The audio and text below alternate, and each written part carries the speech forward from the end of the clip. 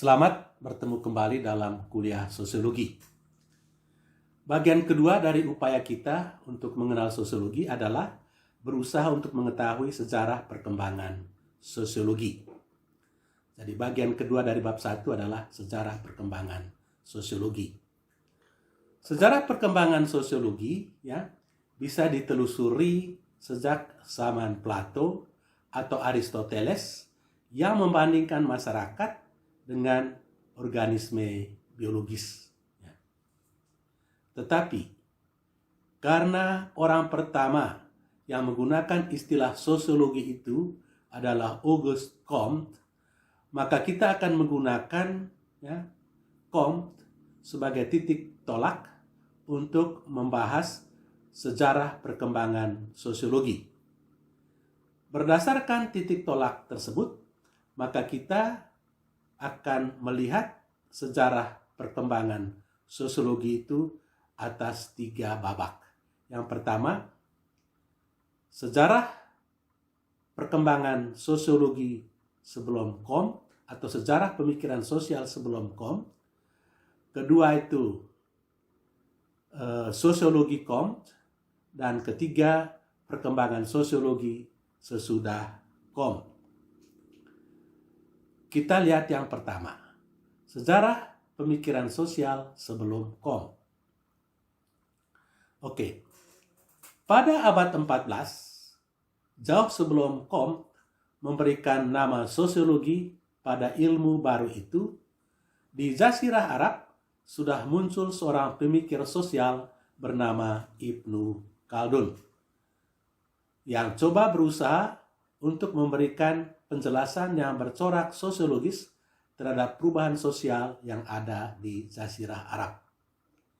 Ibnu Khaldun lahir di Tunisia 27 Mei tahun 1332. Dia adalah seorang birokrat yang membantu para sultan di Maroko. Selain sebagai birokrat, dia juga adalah seorang ilmuwan yang membuat banyak studi tentang masyarakat. Dia kemudian diangkat menjadi guru besar di Universitas Al-Azhar di Kairo.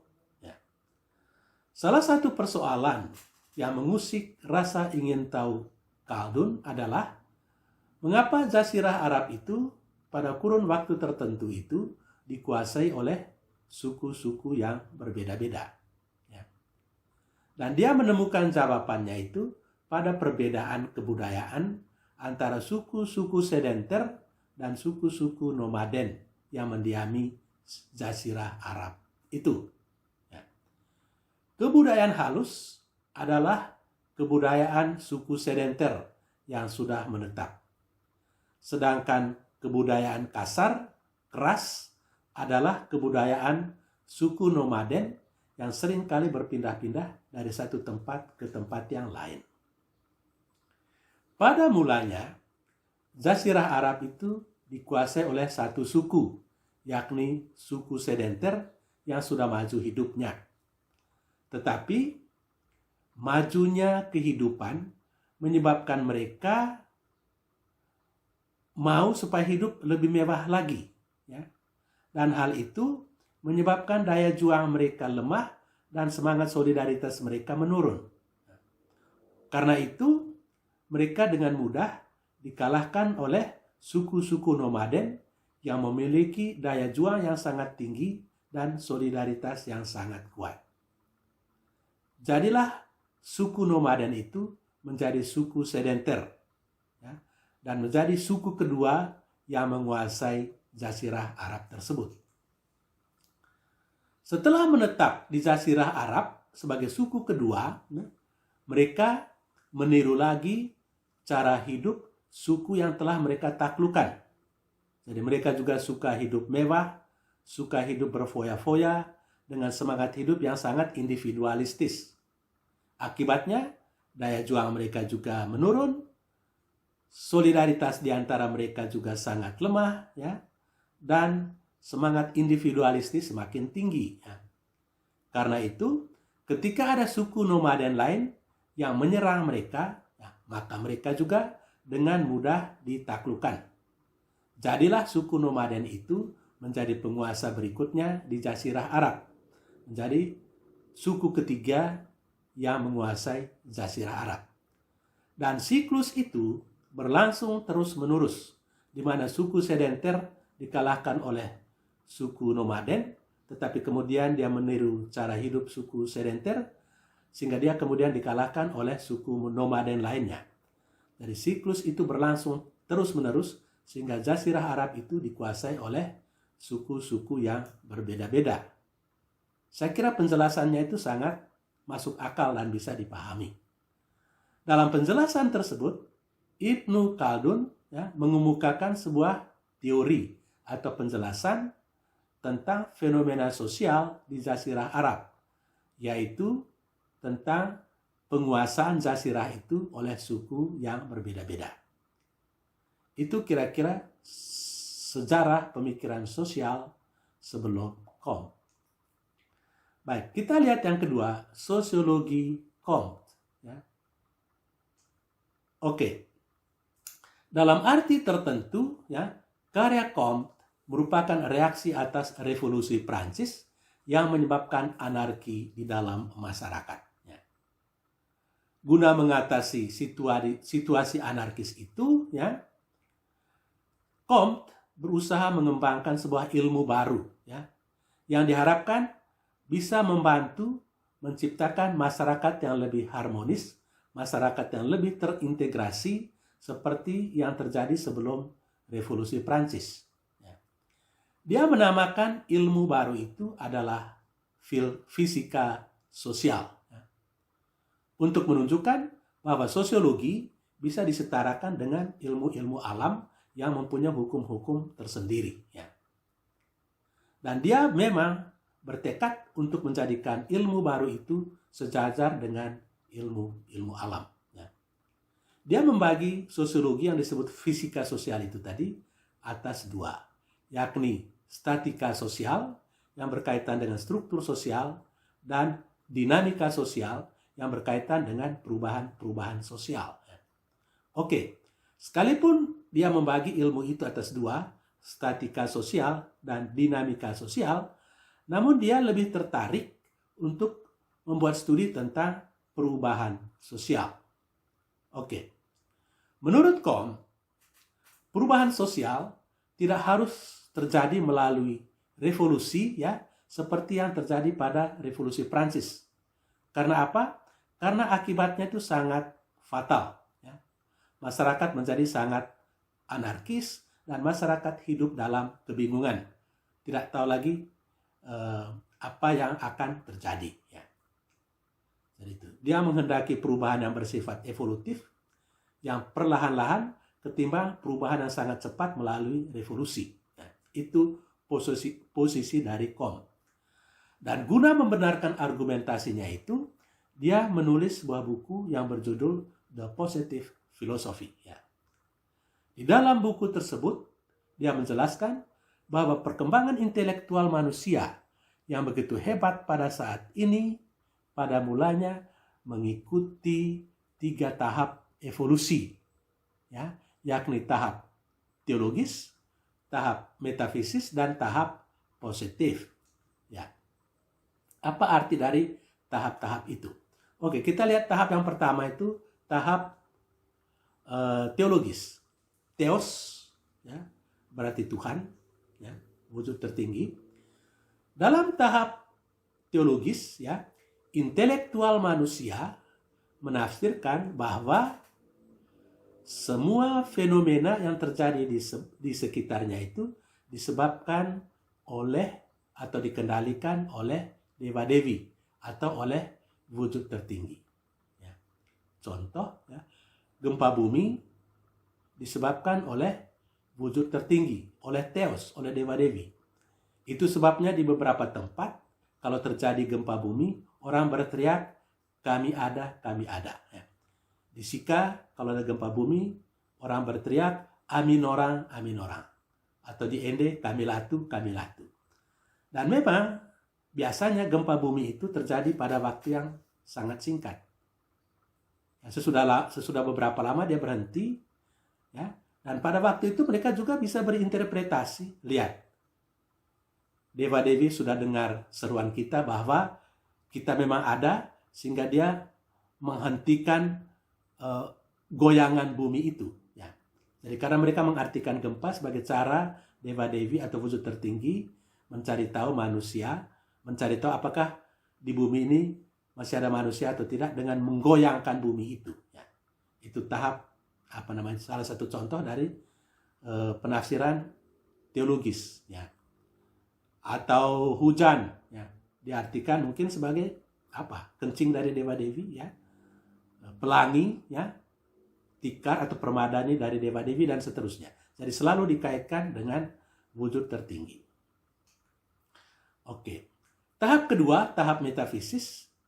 Metafisis berarti sesuatu yang berada di balik yang fisik, beyond, ya.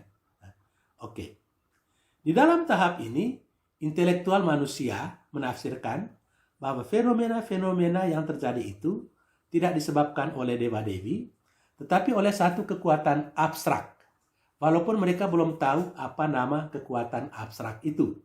Tapi mereka tahu bahwa fenomena-fenomena itu tidak disebabkan oleh wujud tertinggi atau oleh Dewa Dewi. Dan ini merupakan satu tahap peralihan saja, ya, dalam perkembangan intelektual manusia. Sedangkan tahap ketiga itu tahap positif. Ya. Tadi sudah dijelaskan, positif itu berarti ada. Ya. Ya. Jadi dalam tahap positif, intelek manusia menafsirkan, ya, fenomena-fenomena tadi atau gejala-gejala tadi secara positif atau menurut apa adanya berdasarkan penjelasan-penjelasan ilmiah. Ya. Contoh, gempa bumi tidak lagi ditafsirkan sebagai cara Dewa Dewi mencari tahu apakah di bumi ini masih ada penduduk atau tidak, tetapi dijelaskan misalnya karena terjadi pergeseran lempengan-lempengan bumi, atau karena akan terjadi letusan gunung api, ya, gempa vulkanik, ada gempa tektonik. Demikian juga hujan bisa dijelaskan secara ilmiah, guntur bisa dijelaskan secara ilmiah, kilat bisa dijelaskan secara ilmiah, pelangi bisa dijelaskan secara ilmiah, dan seterusnya. Jadi itu tahap positif. Oke, itu sosiologi Comte. Sekarang tahap ketiga adalah perkembangan sosiologi sesudah Comte. Oke, setelah Comte, sosiologi tidak cuma berkembang di Prancis, ya, dengan munculnya Comte dan Durkheim, atau Jerman dengan munculnya Max Weber, Simmel atau Marx, ya, tetapi juga berkembang di Inggris dengan munculnya itu Herbert Spencer, ya, dan di Italia dengan munculnya Gaetano Mosca dan Vilfredo Pareto. Ya. Lalu sosiologi masuk Amerika ketika William Sumner, ya, mengajar di Universitas Yale tahun 1873. Ya. Kemudian Albion Small membuka jurusan sosiologi di Universitas Chicago, ya, dan dari sana sosiologi berkembang ke seluruh Amerika dan lain-lain. Ya. Berikut saya jelaskan sedikit pokok-pokok pikiran penting dari beberapa ilmuwan sosial terkemuka sesudah Comte. Ya. Oke, pertama tentu Marx. Oke, kata kunci untuk sosiologi Marx adalah konflik. Ya. Menurut dia, sejarah semua masyarakat adalah sejarah perjuangan kelas atau konflik. Konflik itu bisa diakhiri dengan perundingan atau kehancuran dari salah satu kelas yang ada dalam konflik itu. Dan Marx sendiri menganjurkan, ya, jalan revolusi guna menciptakan masyarakat tanpa kelas. Ya. Kita masih akan kembali membahas Marx, ya, dalam bab 3 nanti. Ya. Jadi itu, sebut Marx, kita ingat kata kuncinya itu adalah konflik sosial. Kedua, Herbert Spencer. Ya. Herbert Spencer adalah orang Inggris. Ya. Dia membandingkan masyarakat dengan organisme biologis. Ya. Dan sebuah organisme biologis, ya, semakin sempurna kalau ia memiliki semakin banyak bagian. Ya. Binatang, ya, yang misalnya masih sangat sederhana, ya, kadang-kadang mulut dan dubur itu satu. Atau kaki dan tangan satu, ya. Tidak sempurna, terbatas. Ya. Nah, demikian juga dengan masyarakat. Ya. Menurut dia, masyarakat akan menjadi semakin sempurna kalau dia memiliki banyak diferensiasi, ya. Banyak bagian yang berbeda-beda. Nah, dan menurut Spencer, ya, masyarakat modern ya, jauh lebih sempurna daripada masyarakat sederhana karena ada spesifikasi atau pembedaan fungsi-fungsi. Ya. Ya. Jadi kemungkinan untuk terjadinya konflik agak kurang karena petani bekerja sebagai petani, ya. Tukang sebagai tukang. Kalau dalam masyarakat sederhana semuanya tercampur karena tidak ada spesialisasi. Oke. Orang berikut itu adalah Emil Durkheim, ya. Ya, kita sudah lihat definisinya tadi, ya. Emil Durkheim adalah seorang akademisi yang sangat menonjol, ya, dengan membuat banyak penelitian. Ya. Sama seperti Comte dan orang-orang Katolik lainnya di Prancis pada masa itu, Durkheim tidak menyukai terjadinya kekacauan atau situ anarkis yang terjadi sesudah Revolusi Prancis, ya. Seperti pemogokan, ya, perpecahan di kalangan elit, ya, kriminalitas di mana-mana, ya. Dan berkembangnya pada waktu itu anti orang-orang Yahudi. Ya. Karena itu dia mengembangkan teori tentang keteraturan sosial. Ya. Pertanyaan pokok untuk Durkheim adalah apa yang membuat masyarakat bersatu? Apa yang bisa membuat keteraturan sosial itu? Ya. Ya. Apa yang bisa membuat masyarakat itu bisa harmonis kembali seperti yang terjadi sebelum Revolusi Prancis? Itu pertanyaan pokok dia. Dan dia menjawab pertanyaan itu dengan mengatakan bahwa hal yang membuat masyarakat bersatu itu atau harmonis itu adalah solidaritas. Solidaritas. Dan dia menyebutkan ada dua macam solidaritas, yakni solidaritas mekanik dan solidaritas organik.